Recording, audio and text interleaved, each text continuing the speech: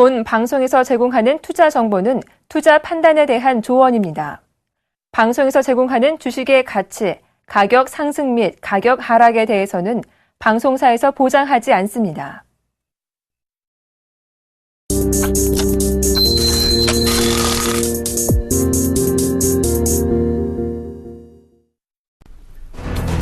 금융당국이 관계부처와 합동으로 발표한 개인정보 유출 재발 방지 대책이 제대로 이행되지 않고 있습니다. 금융권에 따르면 최근 금융당국은 지난달 개인정보 유출 재발 방지 종합대책에서 발표했던 본인정보 이용, 제공 조회 시스템 구축을 원점에서 재검토하기로 했습니다. STX그룹 전 경영진의 수천억 원대 횡령 배임 의혹을 수사 중인 서울중앙지검 특수 2부는 이르면 오늘 강덕수 전 STX그룹 회장에 대해 사전 구속영장을 청구할 것으로 알려졌습니다. 강 전 회장은 STX중공업 및 그룹 계열사의 수천억 원대에 이르는 분식회계와 업무상 횡령 배임 등을 주도한 혐의를 받고 있습니다. 지난해 식품업계의 매출 대비 원재료 구입 비용 비중이 전년보다 낮아진 것으로 나타났습니다. 금융감독원의 전자공시 시스템에 따르면 지난해 매출액 상위 식품업체 상장사 30곳의 매출액 대비 원재료 구입 비중은 53.2%로 전년 대비 1%포인트 떨어졌습니다. 이에 따라 국제 원재료 가격 상승에 식품 가격 인상이 불가피하다는 업계의 주장이 설득력이 없다는 지적이 나오고 있습니다. 안녕하세요. 핫텐의 강동석입니다. 지난 주말 뉴욕 증시는 고용지표 개선에도 불구하고 나스닥 지수가 급락하면서 이틀째 하락세를 이어갔습니다. 하지만 국내 증시, 뉴욕 증시 영향은 크게 받고 있지 않는 것으로 보여집니다. 개장 초 하락 출발했지만 1990선까지 회복하기도 했고 현재는 1980선에서 움직이고 있지만 외국인과 개인의 매수가 들어오고 있습니다. 외국인은 9거래일째 매수세 이어가면서 현재 지수를 그래도 견조하게 버텨내고 있습니다. 이번 주 외국인의 순매수가 얼마큼 이어지는지 여부가 2000선 돌파에 큰 영향을 보여줄 것으로 보입니다. 선상클럽에서는 여러분의 참여를 기다리고 있습니다. 매수하고 싶으신 종목이 많으실 텐데요. 매수하시기 전에 저희 무료 문자를 이용해서 매수하고 싶으신 종목명을 보내주신다면 두 멘토가 바닥 팁을 드리도록 하겠습니다. 계속해서 올라FN 이몽민 대표님과 함께하는 시장의 핵 코너가 이어집니다.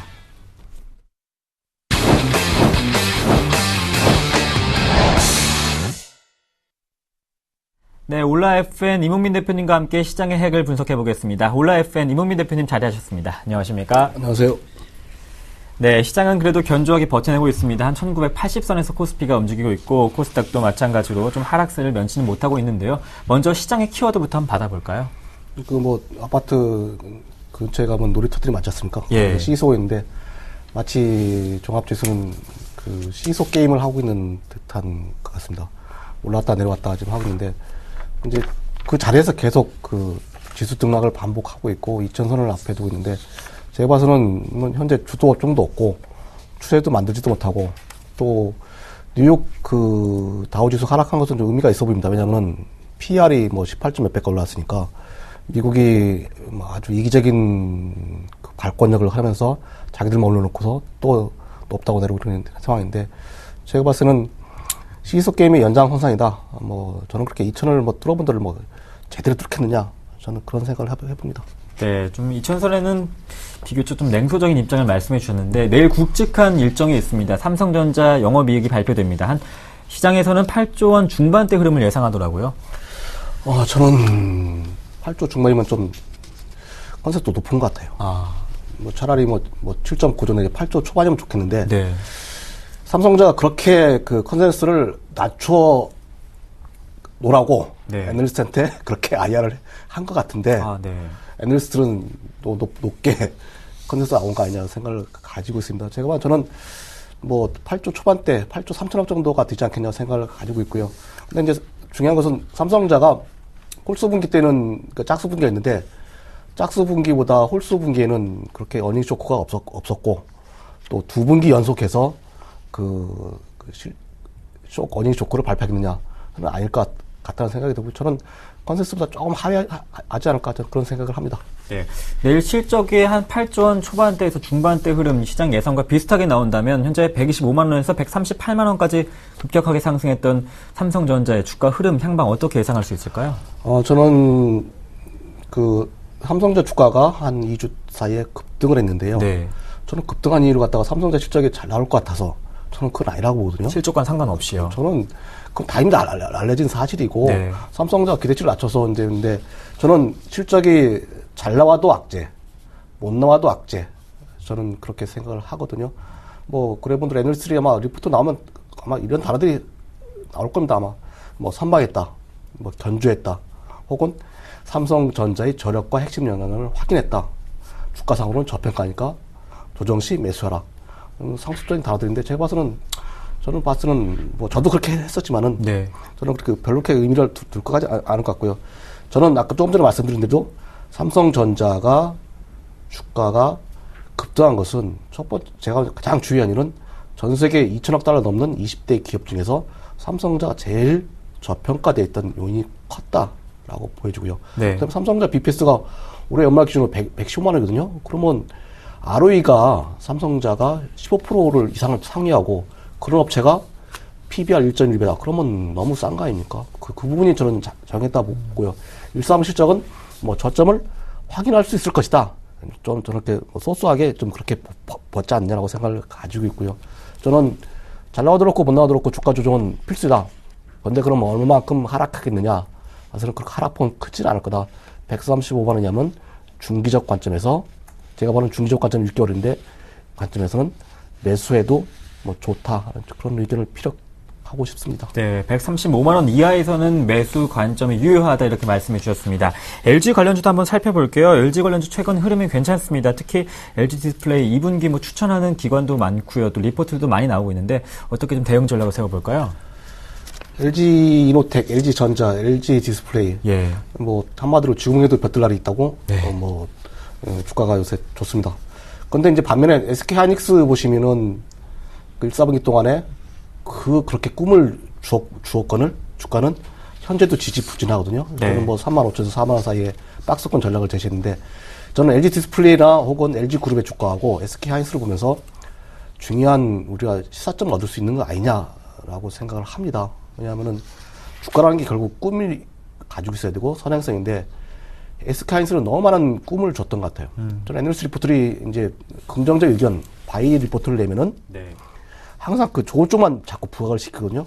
그런데 SK 하이닉스는 제가 봐서는 그 부정적 요인도 많았다고 판단하는데 첫 번째로 저는 너무 메모리 치킨 게임이 오래됐으니까 낮은 재고 수준에 이제는 마켓도 없고 적도 없으니까 실적이 잘 쌓일 거야. 근데 저는 그거 보고서 한마디로 저는 그런 리포트를 보고서 네. 약간은 좀 우습다라는 생각을 했거든요. 왜냐하면은 치킨이 완료했다고 해서 적들이 없다.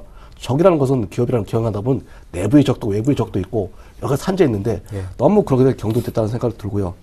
그다음에 킬러의 부재 뭐 이런 상황들이 결국은 SK 하이닉스에 대한 뭐를 듣고요. 그다음에 또 하나는 LG 디스플레이 업종은 일종의 뭐 고난의 행군을 거의 1년 반 동안 해왔거든요.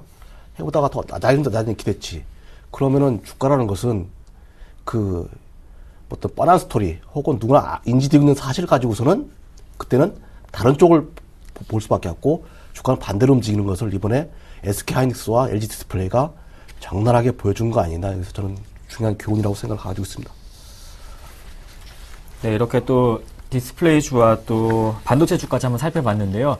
LED주가 최근에 다시 한번 각광을 받고 있습니다. 정부 정책 기대감까지 겹치면서 급등을 하고 있는데 좀 유의해야 될 점이 있을까요?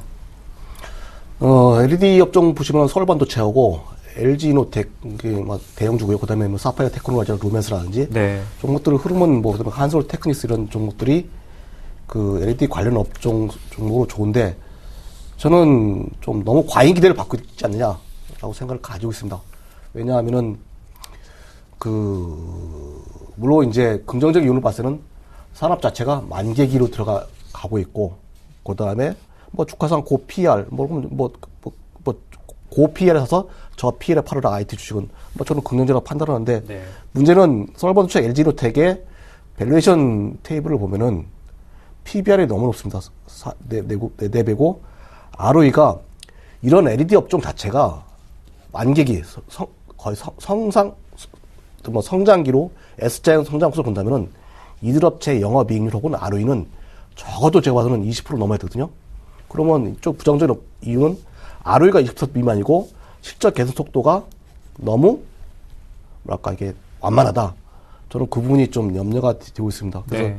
제가 봐서는 현 시점에서 기대치를 충만하면 인정하는데 하반기 때 가서는 좀 달려봐야 될 것 같다는 생각을 가지고 있습니다. 그래서 그 NL3 무리한 목표 주가를 산정하고 있고요. 서울번트 같은 경우는 제가 보는 PER 30배인데 내년도까지 실적을 끌어와서 실적은 그렇게 개선 속도가 그렇게 강하진 않은데 내년도 실적을 미리 예측해 놓고서 거기에 EPS를 해서 평균 내서 프로모션 제가 봐서는 도저히 저는 용납이 안 되는 것 같고 그래서 현재 상태에서는 상반기 동안은 LED 업종 괜찮다, 긍정적이다라고 하지만은 하반기 3분기 와서는 실적의 개선 속도를 확인하면은 해봐야 된다. 저는 그것도 꼭 말씀드리고 싶습니다. 시장에서는 또 한 번 다시 한번 화두가 되고 있는 종목들은 또 사물 인터넷 관련주입니다. 최근에 급등을 너무 많이 해서 개인들이 따라가기에는 좀 부담스러운 자리에 놓여 있더라고요. 이건 뭐 모든 종목들이 뭐 마치 사물 인터넷 같다가 예. 하는데 저는 좀 염려되는 측면이 강합니다. 마치 3년 전에 뭐 써니전자인가요? 뭐 안철수 테마주였죠. 뭐 사돈의 8촌에 무슨 뭐 초등학교 동창회까지 다 해서 다 집어넣어가지고서 네. 한 1년 동안을 풍미했죠. 그 안철수 테마주가. 근데 저는 마치 그 사물 인터넷 쪽 보면은 안철수 테마주가 연상이 되거든요. 근데 실제로 과연 뭐 창조 경제 관련해서 또 온갖 뭐 언론 매체에서 세미나도 하고 그다음에 해외에서도 나오고 그다음에 무슨 뭐 사물 인터넷 전문가를 뭐 얼마나 양성한다. 저는 한마디로 좀 우스다는 표현보다는 너무 우리가 거저 도취되는 거 아니냐라는 생각을 해서 저는 좀 조심해다 보고 있는데 그런데 한 가지 재밌는 것은 그렇게 사물 인터넷 관련주가 많고 없는 제독권 NLS는 왜 그 종목을 못 찾아내죠? 제발은 거의 없습니다. 뭐 진짜 나타났다고 했는데 그 종목은 기관들을 사게 만들고 교환 그 리포트 나온 다음에 기관을 열심히 팔아대고 있고 그러면 기관은 그 리포트 이상하지 않습니까? 그런데 제가 봐서는 그런 관련주는 극소수이고 그러면은 다 갖다 붙이고 그다음에 사물 인터넷이라는 게 우리가 뭐 냉장고에다가 저기 뭐 계란이 없으면 그 계란 집어주는 그런 건데 과연 그렇게 해서 실제로 이익과 연결일까? 제가 봐서는 사물 인터넷은 요술 방망이가 아니다. 그 다음에 테마로 투수는 뭐 제가 봐서는 앞으로도 이게 아마 풍미는 될 것 같아요. 왜냐하면은 IT가 킬랩이 없는 상태에서 스마트폰 이후에 대체제가 없는 상태에서는 결국은 스마트폰의 훌륭한 기술들이 다 어디로 가냐면 사물 인터넷 쪽으로 갈 수밖에 없고 파급될 수밖에 없어서 이 자체가 향후에 제가 보면 1년 동안은 풍미가 되겠지만은 투자자 입장에서는 과거의 그 주가 차트 보시면 마치 그 안철수 테마주 같은 거 아니냐. 그래서 저는 나름대로 자기 뭐 이런 테마주 좋아하시는 분들이 계시겠지만은 분명한 자기의 투자 원칙이 필요한 그런 가지고서 뭐 매매를 하시든지 하셨으면 좋겠다라고 생각을 합니다. 네. 너무 과대 포장된 사물 인터넷주 급격하게 따라가기보다는 리스크 관리 차원에서 테마주 관리가 필요할 것 같다 이렇게 말씀까지 들어봤습니다. 울라FN 이몽민 대표님과 함께했습니다. 고맙습니다. 감사합니다.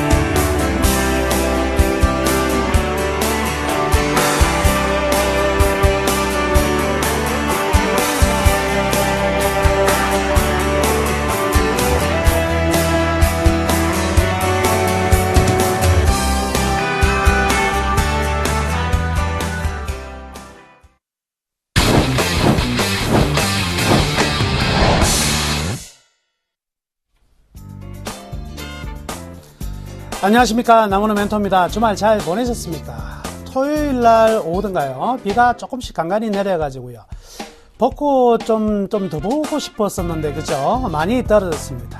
자, 이제 막상 봄이 이제 오니까요, 꽃이 먼저 피고 또 날씨 좀 추워지고 이렇네요. 주식시장도 매한가지 같아요. 좀 올라가서 활짝 여름이 올 것 같은데 막상 여름이다 생각하니까 또 어떻게 해요? 살짝 봄이 들어오는 것처럼 계절도 그렇고요. 항상 변수는 있다. 그렇지만 이 봄은 꺾일 수가 없을 것이고 다시 여름으로 다가가는 계절이 오는 것처럼 주가도 마찬가지가 아니겠습니까? 지금 뜨거운 여름을 향해서 계속해서 달려가는 흐름들 속에서 살짝 쉬어가고 있다. 이렇게 봐야 될 것 같습니다. 제가 1월 1일, 1월 2일이죠. 신년에 처음으로 이제 여러분께 이 올해 전망을 이야기할 때 이런 말씀을 드렸거든요. 올해 가장 중요한 포인트가 언제냐면 바로 4월이다. 이렇게 말했습니다. 드디어 지금 4월이잖아요. 가장 중요한 포인트는 어떤 걸 이야기 드렸냐면 바로 실적이 1분기 실적이 가장 중요하다. 1분기 실적으로 올 한 해의 주도주가 판가름 난다 이렇게 말씀해 드렸거든요. 그래서 오늘 주제는요. 관련해서 가져왔습니다. 오늘은요. 올해의 승부 1분기 어닝 시즌 이렇게 제목을 달아봤고요. 본격적으로 1분기 어닝 시즌이 임박한 상황이다. 말씀해 드리겠습니다. 당장 내일이네요. 삼성전자가 이제 실적 발표를 함으로써 본격적인 어닝 시즌에 들어가게 되는데 과거에는 원래 이제 공시는요. 이 분기 실적 분기 보고서 제출은요. 분기 말 종료로부터 45일이니까 5월 15일까지 제출하면 됩니다. 근데 최근에는요. 분기 같은 경우는 굉장히 빨리 보고하는 경우가 많이 있습니다. 그만큼 데이터 집계가 좀 빨라졌고요.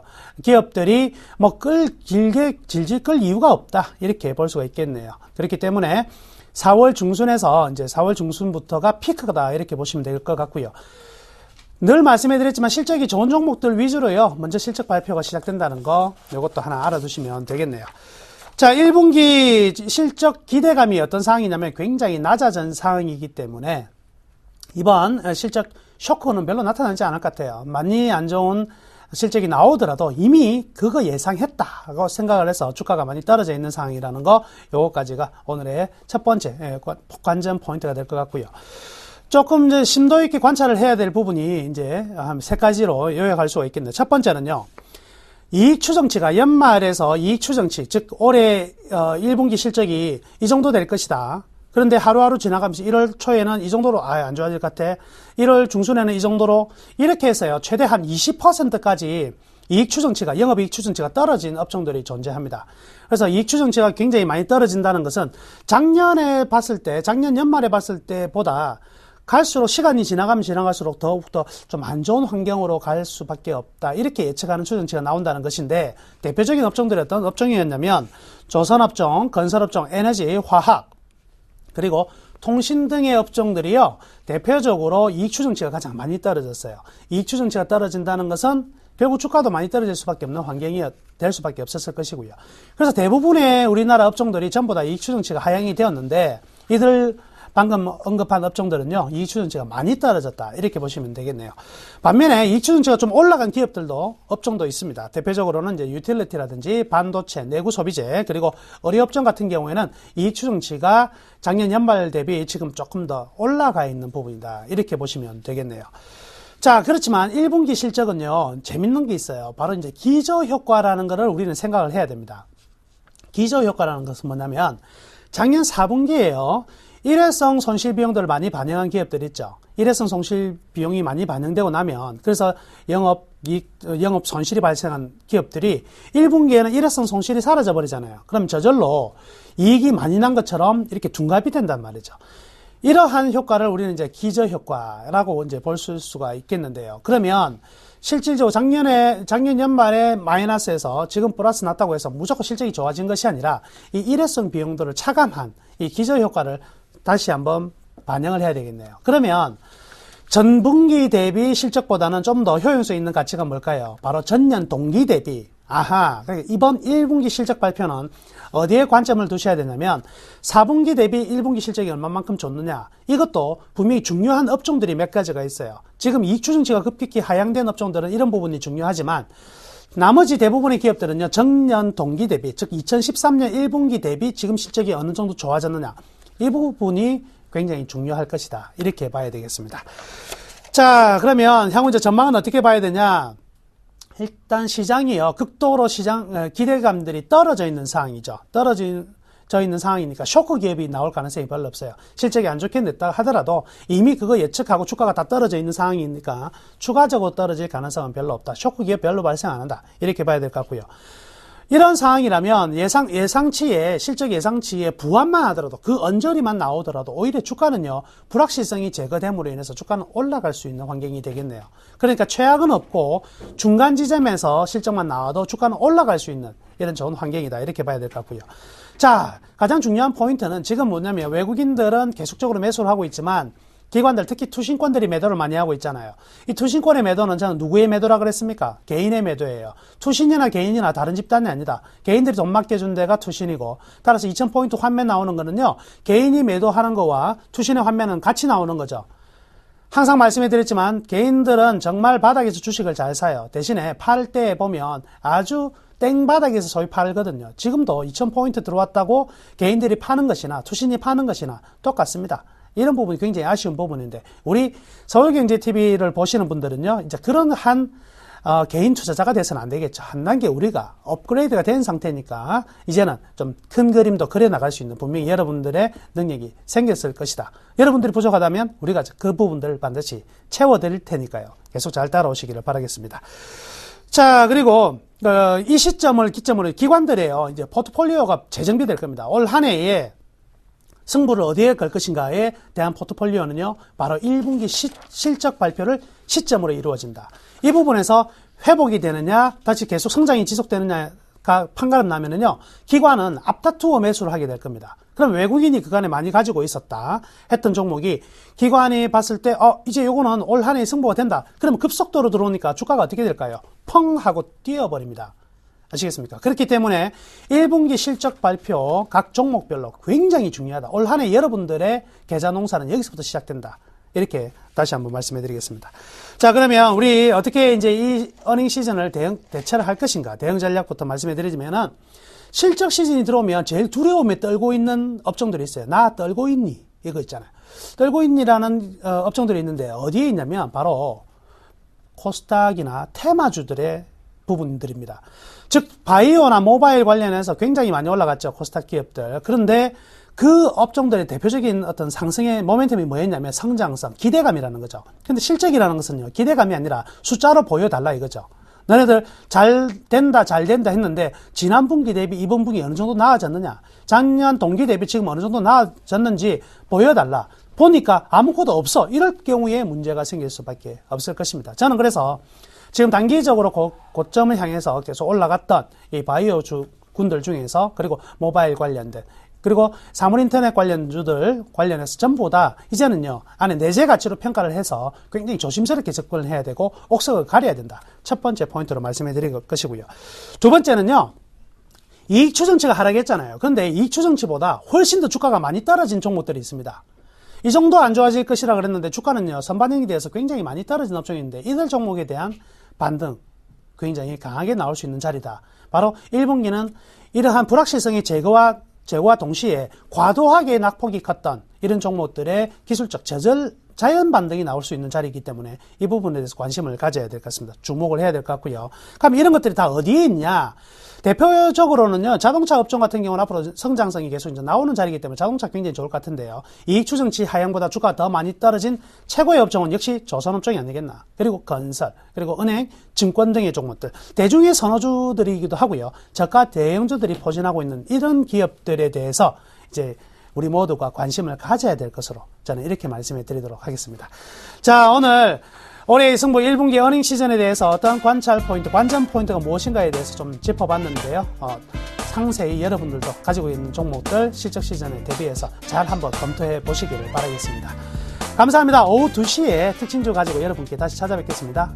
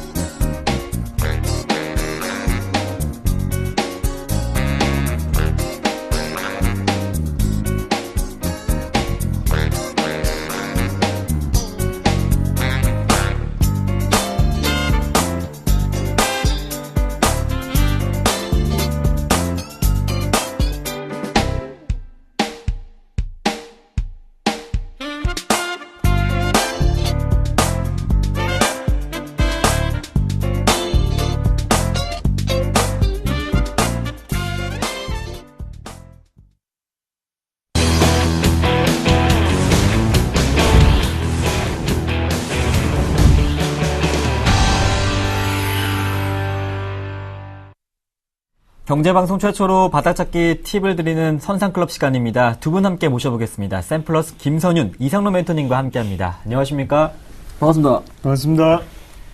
네, 계속해서 여러분의 참여를 기다리고 있습니다. 매수하고 싶으신 종목명, 매수하시기 전에 저희 아래 무료 문자로 통해서 매수하고 싶으신 종목명만 보내주신다면 이 두 분께서 수급과 차트를 통해서 바닥 팁을 드리도록 하겠습니다. 계속해서 여러분의 문자 보내주시면 될 것 같습니다. 많은 분들이 주식 투자하시면서 가장 고민되는 것이 바닥잡기일 텐데요. 매일매일 이런 두 분의 바닥잡기 팁을 드리면서 많이 도움받고 있다는 문자를 받고 있습니다. 두 분께서 더 분발해 주실 것 같은데요. 계속해서 오늘의 바닥잡기 팁 확인해 보겠습니다. 오늘의 바닥 팁은요, 김선윤 멘토님, 바닥 확인이 필요한 시기다 말씀해 주시고, 이상훈 멘토님은 좋은 말씀 해주시네요. 위기를 기회로 삼아야 된다. 김선윤 멘토님, 바닥 잡기 확인이 필요한 시기라고요? 코스피가 조금씩 회복이 되고 있습니다. 네, 갑자기 오전장에 좀 가는 듯 싶더니만 네. 쫙 밀렸다가 다시 한번 좀 상승 쪽으로 좀 분위기 전환이 되고 있는데요. 확실한 포인트, 이 기관들이 언제 돌아올 것이냐, 그리고 외인들이 과연 유지를 해줄 것이냐가 가장 중요하지 않나라는 판단이 듭니다. 지금 현재 지난주에 뉴욕 증시 같은 경우, 나스닥 같은 경우가 2% 이상 밀려서 좀 많이 좀 코스닥이 영향을 받고 있지만, 확실한 포인트는 이제 시선 자체가 1분기 어닝 쪽으로 좀 움직여주고 있다는 거죠. 먼저 삼성전자가 8일날 발표가 있죠. 잠정치가 증권사 평균치가 한 8조 영업이익이 8조 한 4천억 정도가 되는데요.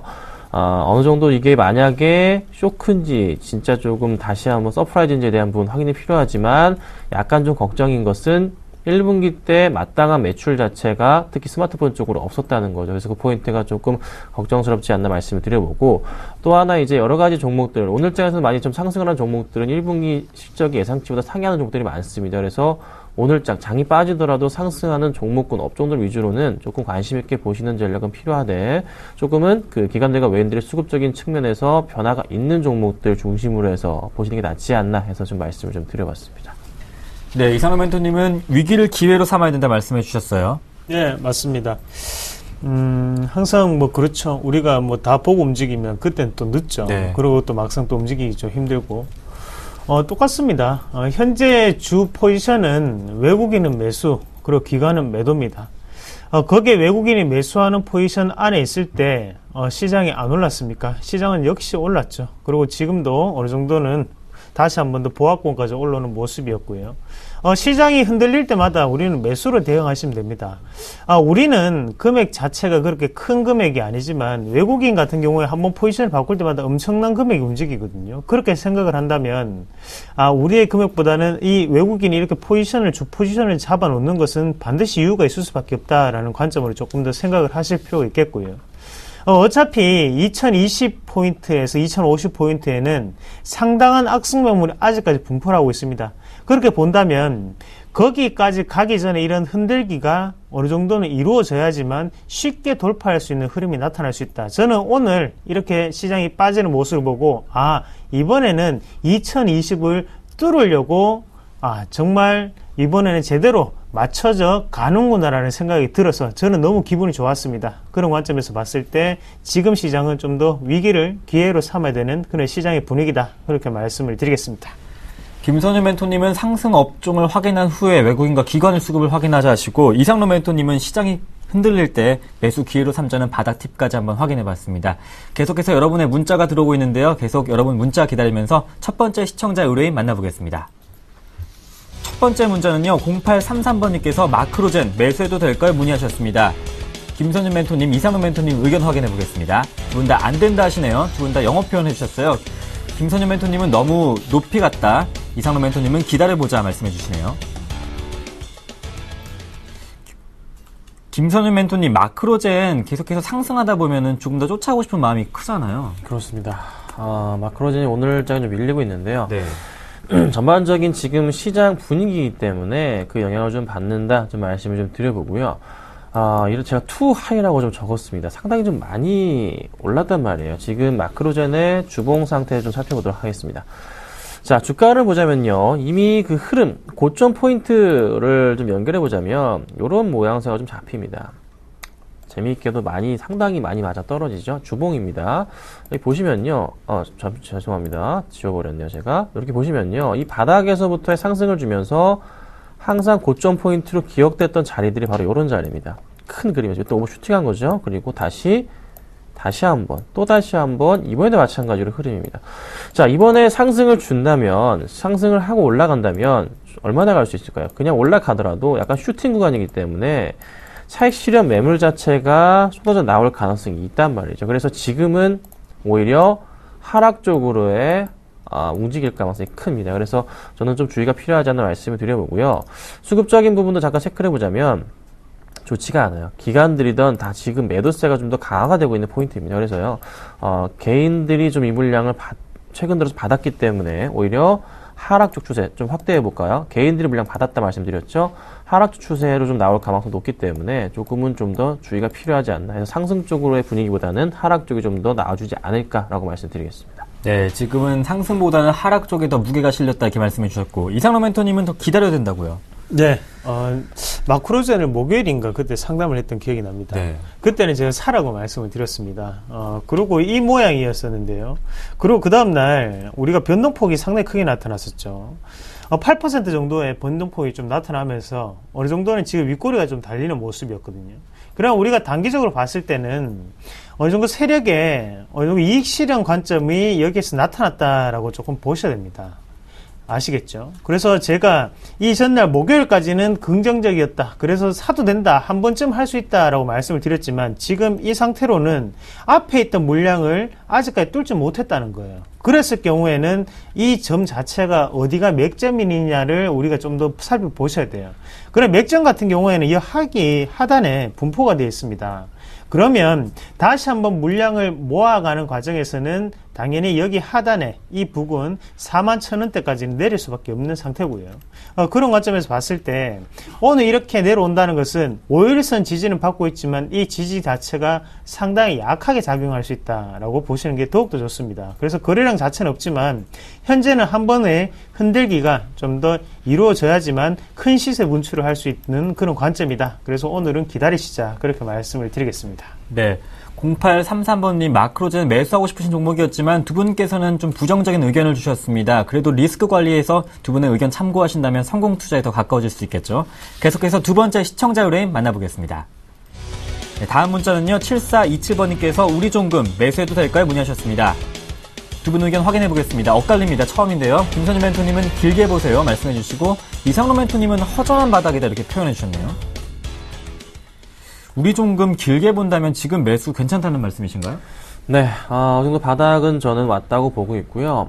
좀 정말 시장을 보면서 이 종목은 정말 길게 가져가야 된다 말씀드리고 싶어요.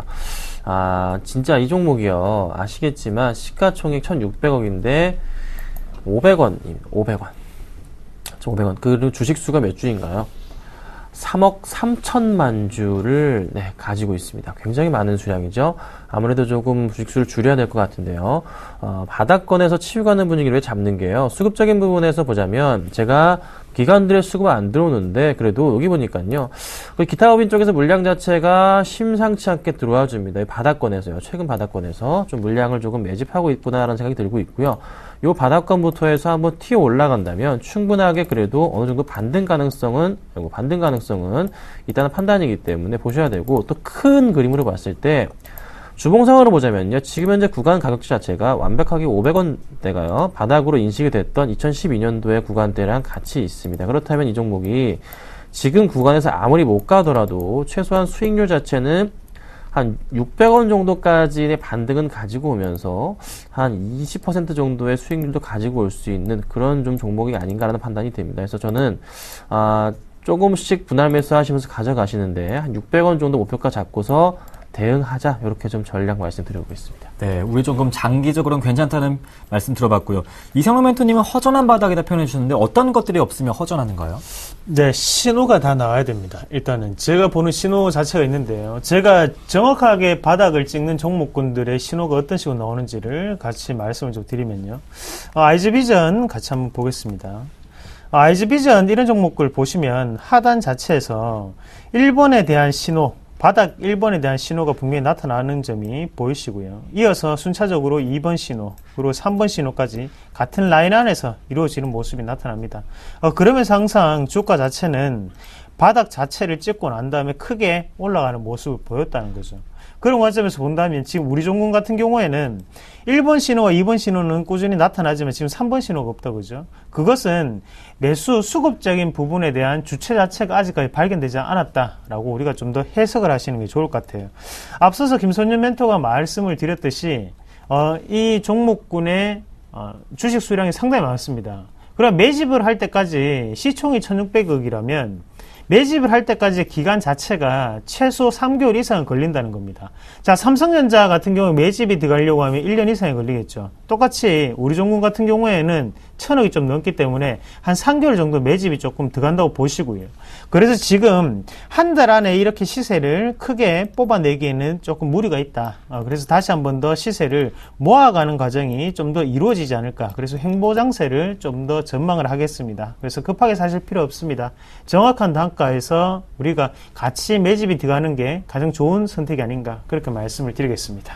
이선호 멘토님은 조금 더 정확한 시그널이 나오면 그때 들어가 보자. 김선유 멘토님은 장기적으로는 괜찮다는 의견 주셨습니다. 두 분의 의견 잘 종합해 보시길 바라겠습니다. 계속해서 다음 시청자 의뢰 만나보겠습니다. 다음 문자는요, 5313번님께서 UID 매수해도 될까요? 문의하셨습니다. 두 분의 의견이 같습니다. 김선유 멘토님은 좋지만 비중은 작게, 적게, 이상로 멘토님은 매집 중이다, 이렇게 말씀해 주시네요. 지금 매수해도 괜찮다고요? 네, 제가 보는 관점에서는 나쁘지 않아 보여서 네. 그렇게 좀 말씀을 드렸는데요. 비중 자체는 조금 그래도 크지는 않게 가져가시는 게 낫지 않을까 판단이 됩니다. 좀 많이 흔들리는 종목이라 그런데요. 저 차트를 좀 같이 보시겠습니다. 자, 바닥권 움직임에서 상승 쪽으로의 분위기 전환 자체가 항상 나와주는 그런 포인트가 나와주는데, 이 정도 포인트에서죠. 이 포인트마다 조금 수급적인 흐름을 체크해보자면, 지금 현재 최근의 수급을 살펴보니까요. 그래도 기관들, 특히 기타 법인적인 물량 자체가 많이 들어오고 있어요. 그래서 수신권의 매도 물량에 대해서 방어를 좀 해주고 있는 모습이 포착이 됩니다. 그래서 확실하게 많은 수급은 아니지만 그래도 조금씩은 그래도 이 친구가 뭐하는 가고 있구나, 관심은 있구나라는 판단이 들고 있는데, 만약에 또 매도세가 나가면은 골치 나쁠 것 같습니다. 그래서 지금 수급이 천천히 풀리는 단계이기 때문에 제가 조금 매수 사인을 드렸던 거지, 너무 많은 물량을 담으시기에는 리스크는 분명 존재합니다. 그래서 많이 수익이 날 가능성도 있지만, 지금 현 상황에서 봤을 때는요, 크게 얼마나 수익이 날까요? 저는 이 정도가 아닌가 판단이 되고 있는데요. 한 12,000원 정도 포인트 자체가 고점 포인트로 해서 조금 나올 수 있을 것 같습니다. 그래서 지금은 매수는 괜찮지만 비중은 작게, 혹시 모를 또 조정이 나올 가능성이 크기 때문에 모아가시는 전략으로 해서 조금씩 담아보시라고 제가 말씀드리겠습니다. 네, 이상로 멘토님도 지금 차트상으로 본다면 매집 중으로 보인다고요? 네, 맞습니다. 왜 이유를 좀 말씀을 드려야 될 것 같은데요. 위에 길게 지나가는 선은 지금 240선입니다. 1년간의 평균 주가 선인데요. 그 1년간의 평균 주가 선을 기준으로 해서 항상 아래 위로 변동폭이 크게 나타났던 부분이 상당히 많습니다. 자, 우리가 이렇게 변동폭이 나타나는 과정에서 다시 한 번 더 다시 올리는 모습이 나타난다는 거죠. 자, 우리가 쉽게 생각을 했을 때 240선을 기준으로 거기 위에서만 이런 식으로 움직인다면 어떻게 될까요? 당연히 개인 투자자분들이 240선을 기준으로 지지를 받고 올라가는구나 라고 생각을 하시겠죠. 그러면 개인들의 물량 자체가 항상 들어오게 되기 때문에 세력 입장에서는 물량을 매집해서 올리기가 상당히 힘든 과정이 되풀이될 수밖에 없습니다. 하지만 바꿔서 생각을 해본다면 내가 이 종목을 어떻게 매집을 할까라고 한번 생각해 보십시오. 내가 이 종목을 매집을 하기 위해서는 당연히 변동성을 크게 나타내는 반면에 비슷한 가격대에서 옆으로 횡보를 하는 모습이 가장 매집이 많이 들어갈 수 있겠죠. 그러면 지금 자리 같은 경우에는 아직까지도 이 240선을 기준으로 매집 중이다라고 보시면 가장 좋겠고요. 이렇게 하단으로 한 번씩 휩수 구간이 연상될 때마다 어느 정도의 개인들의 물량 자체가 빠져나가고 있다라는 개념으로 조금 더 생각을 하시는 게 좋을 것 같아요. 그래서 지금 같은 경우에는 물량 자체가 시세적인 부분에서 거래량이 규칙성을 보이고 있습니다. 그 시세를 낼 수는 있겠지만 아직까지는 매집 중이기 때문에 우리가 같이 저가 매수에 들어가시는 게 가장 현명한 선택이다, 그렇게 말씀을 드리겠습니다. UID 처음으로 두 분께서 괜찮다는 매수 의견을 주신 종목입니다. 잘 참고하셔서 성공 투자하시길 바라겠습니다. 계속해서 다음 문자 확인해 보겠습니다. 다음 문자는요, 7780번님께서 네이버 매수해도 될까요? 문의하셨습니다. 두 분의 의견이 다시 같습니다. 김선윤 멘토님은 조정 후에 반드시 콜, 이렇게 말씀해 주셨고, 이상로 멘토님은 단기로만 대응하세요. 이렇게 말씀해 주셨습니다. 조정이 나온다면, 반등이 나온다면 그때는 괜찮다는 말씀이신가요? 네, 그렇죠. 지금 이 종목을 만약에 오늘 같은 조정 나온 이후에 내일부터 해가지고 다시 반등이 나와준다면 놓치지 않고 많은 물량을 외인이든 기관이든 매수가 들어올 가능성이 높습니다. 그래서 그 포인트 보셔야 되는데요. 지금 이제 60일선 라인을 터치하고 있는 그런 흐름입니다. 깨지기도 하는 그런 그림으로 보일 수가 있는데, 그런데 항상 그랬듯이 올 들어서 보자면 1월 같은 경우에도 60일선 라인 2월 초 때 한 번 보였었고요. 6월 거의 말쯤에도 한번 이런 흐름이 나왔습니다. 그때 한 일주일가량을 횡보한 이후부터 해서 다시 주가가 반등을 줬던 그런 기억들이 있단 말이죠. 그럼 지금 포인트 마찬가지로 횡보를 할 가능성은 있습니다. 횡보해 주면서 다시 매집을 좀 한 이후에 상승 쪽 분위기 나올 텐데, 그래서 이 포인트를 이용하셔서 조금 매수해 보시는 전략이 필요할 것 같고, 혹시나 모를 그 흐름에 대해서는 대비를 하기 위해서는요, 한 72,000원 72만원대 흐름 자체가 나와준다면 그때는 조금 주의가 필요한 그런 구간일 수도 있습니다. 하지만 지금 자체에서는 그래도 조금 모아가는 흐름 자체가 보이는 구간이기 때문에 조금은 관심 있게 보셔도 되지 않을까 해서 제가 의견 드렸습니다. 네, 이상로 멘토님은 네이버 88만원까지 갔던 이 종목을 단기로 대응해야 된다고요? 네, 맞습니다. 지금은 어느 정도의 상승에 대한 압력이 있을 수밖에 없습니다. 네. 왜냐하면 그만큼 많이 올랐었기 때문에, 88만 원까지 올랐었기 때문에 거기에는 당연히 악성 매물이 있을 수밖에 없다는 걸 먼저 기억을 하시고요. 네이버가 이렇게 오르는데 가장 큰 시그널이 발생했던 것은 뭐 해외적인 분위기, 물론 페이스북, 트위터의 분위기도 물론 있었겠지만 우리가 좀 더 생각을 하셔야 되는 게, 이 기업 자체가 그만큼의 실적도 내고 있었다는 거죠. 실적 포인트 같이 보시면요. 자, 매출액 자체가 이만큼 늘어나는 모습이 나타났었고요. 거기에 당기순이익도 충분히 300% 이상이 뛰었습니다.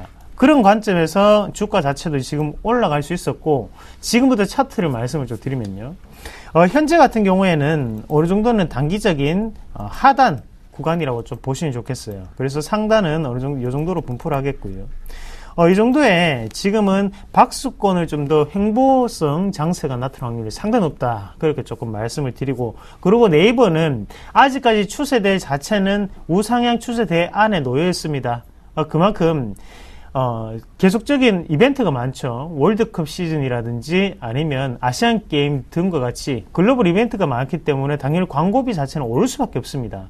네이버가 광고 시장에서 어마어마한 역할을 하고 있다는 것을 다시 한번 기억을 하셔야 됩니다. 그러면 2분기, 3분기에는 좀 더 어닝 서프라이즈로 다가올 수 있는 확률이 높다는 거. 그러면 주가 자체도 차트상의 시그널 같은 경우에도 좀 더 긍정적으로 우리가 해석을 하면서 볼 필요가 있다. 그렇게 말씀드릴게요. 현재는 매수 급소 타이밍입니다. 상당히 좋은 패턴이고요. 여기에서 단기적인 시세를 분출시킬 수 있는 차트다. 그렇게 말씀을 드리겠습니다. 네, 네이버에 대해서 두 분 다 매수에 대해서는 괜찮다는 의견을 주셨습니다. 그래도 조금 더 신중하게 대응해 보셔야 될 것 같습니다. 계속해서 다음 시청자 의뢰인 만나보겠습니다. 다음 문자는요, 상신 EDP 매수해도 될까요? 0529번님께서 보내주셨습니다. 두 분의 의견이 다시 엇갈렸습니다. 김선윤 멘토님은 상승 전환 가능성이 높다, 이렇게 긍정적으로 보신 반면에 이상로 멘토님은 밥 차려놓고 숟가락 들기 전이다, 이렇게 부정적인 의견 주셨네요. 상신 EDP 상승 전환할 가능성이 지금 높다고요? 네, 저는 이 종목이 조금 그래도 모멘텀은 강한 종목이기 때문에 그 흐름을 보셔야 되고, 수급은 사실 없습니다. 그렇지만 올해 실적이 굉장히 개선 사항이 큰 종목이기 때문에, 그리고 또 하나 차트적인 흐름에서도 양호한 모습이기 때문에 제가 의견을 드렸는데요. 살펴보자면요. 작년, 4월, 5월, 7월부터 볼까요? 7월부터 해서 그래도 바닥인식으로 잡혔던 구간 자체가 이런 라인 자체가 잡히고요. 그렇죠? 요 포인트가 잡히는데, 새롭게 이때 한번 그래프를 그려놨기 때문에 새롭게 라인을 잡아야 됩니다. 그래서 12월부터 해가지고 새롭게 살펴보자면 그래도 요 정도 포인트에서 요 포인트가 잡히네요. 그래서 바닥에 대한 인식 구간 잡히는 게 요 포인트와 요 정도 포인트가 바닥 인식으로서 지금 상승을 주도하고 있는 모습입니다. 그러면 여기서부터 해서 또 한번 고점 라인에 대한 부분을 조금 맞춰보자면요. 요 포인트 정도가 이제 고점 구간으로서 인식이 되고 있네요. 항상 여기 보시면 위에 또 파란색 윗꼬리 달려주면서 주가가 좀 영향을 받았죠. 그러면 여기서 이 갭을 메우면서 조금씩 어느 정도는 올라가 준다면 한 6,000원 정도까지의 상승은 그래도 노려볼 만한 종목이 아닌가라는 판단이 됩니다. 그래서 조정 시마다 좀 매수가 할 수 있는 그런 종목인데요. 지금 매수하셔도 한 6,000원 정도는 답이 나오는 것 같고요. 그 다음에 다시 한번 매수를 하실 때는 한번 올랐다가 내려와서 그 다음 라인 자체는 라인을 좀 잡아보자면요. 한 5,500원 정도의 라인이 새롭게 매수할 수 있는 그런 구간이 아닌가 판단됩니다. 그래서 그 포인트 맞추시고 대응해도 될 것 같아서 제가 5의견 드렸습니다. 이상로 멘토님 궁금한 게 있는데요. 밥 차려놓고 숟가락 들기 전이면 밥 먹기 전 좋은 거 아닌가요? 네, 아직 안 들어갔지 않습니까? 네, 입에 들어가야죠. 네. 그때 이제 침이 나오고 아밀라아즈가 섞이게 되죠. 그래서 그리고 그 밥이 내 밥인지 뭐 아니면 딴 사람 밥인지 모르는 상태 네. 그렇게 좀 표현하겠습니다. 다 만들어 놓고 식사하기 바로 전 타이밍입니다. 그래서 다 차려놨습니다. 차려놨는데 문제는 뭐냐면 마지막 한 관문을 뚫어야 된다는 거죠. 그래서 거기만 돌파를 한다면 좀 더 추세적인 부분에서 우리가 우상향 패턴 완전 올라가는 추세대 안에 진입을 할 수 있는데 거기에서 다시 한 번 더 누르는 과정이 반복되고 있다는 거거든요. 이렇게 누르는 과정이 반복된다는 것은 뭐가 물량이 모자라거나 아니면 시간간의 타이밍을 조금 더 재고 있는 상태다라고 조금 더 보시는 게 좋을 것 같아요. 그래서 차트 한번 같이 보겠습니다. 자, 제가 확실한 걸 좋아하는데요. 그만큼 올라가다가 항상 다시 한 번 더 내려오는 패턴이 상당히 많습니다. 그래서 거기에 속지 말자는 의미에서 제가 이렇게 말씀을 드렸는 거고, 앞서 있는 물량 자체를 한번 보시면 대부분의 매물권 자체가 이 정도의 분포를 하고 있는 모습을 보실 수가 있겠고요. 이런 관점에서 본다면 다시 지금 같은 경우에도 처음에 시세를 내고 다시 돌파를 실패했습니다. 맞죠? 그러면서 하단의 거래량 자체도 그렇게 크게 뛰는 모습은 아니었고요. 그러고 난 다음에 다시 한번 누르고 지금도 옆으로 가면서 거래량은 어느 정도 다시 상승 추세대로 진입을 했지만 거래는 다시 한번 줄면서 주가 자체가 누르는 단계거든요. 그러면 큰 양봉 한계를 앞두고 있는 상태지만 왜 이렇게 안 뽑냐 하면 앞에 있는 물량적인 부분을 다시 한 번 더 계산을 체크하는 과정이라고 좀 더 보시는 게 좋을 것 같습니다. 그래서 차라리 여기에서는 시세적인 부분이 한번 분출되고 난 다음에 우리가 눌림목 패턴으로 접근하시는 게 좀 더 낫지 않을까 그렇게 말씀을 드리겠습니다. 네. 한 걸음 쉬어가도 괜찮다는 의견까지 들어봤습니다. 상신 이드피까지 두 분의 말씀 들어봤네요. 샘플러스 김선윤 멘토님, 이상로 멘토님과 함께했습니다. 고맙습니다.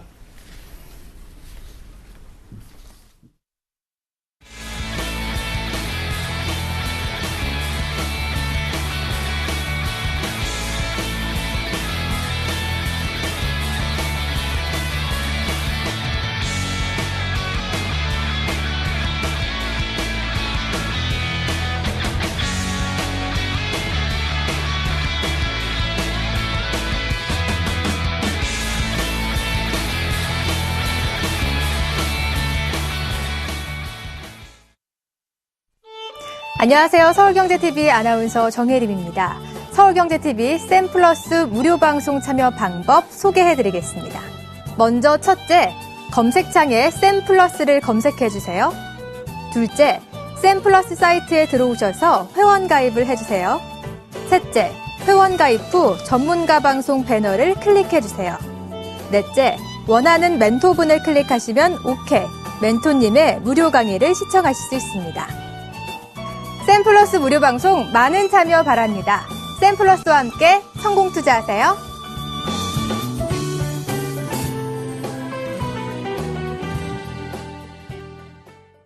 높은 수익률을 보여주고 있는 캠트로닉스 종목 궁금하시죠? 계속해서 이어지는 11시 무료 방송에서 여러분의 참여하실 수 있습니다. 하텐이었습니다. 시청해주신 여러분 고맙습니다.